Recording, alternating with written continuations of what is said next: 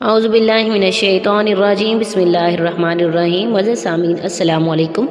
मज़र सामीन, आज का जो अमल है ये अमल प्यार मोहब्बत के हवाले से बहुत ज़्यादा मुजर्रब तरीन है, बहुत पावरफुल है, बहुत ही बार का आजमूदा है।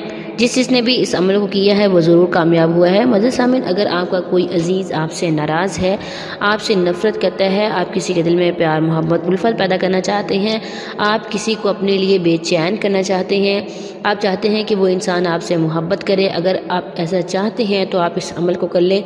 अमल बहुत मुख्तसर है, अल्लाह ताला के दो नाम से है। आपने ये अल्लाह ताला के दो नाम या वदूदु या सुब्बूहु, या वदूदु या सुब्बूहु, आपने इन दोनों नामों को 21 मरतबा पढ़ना है।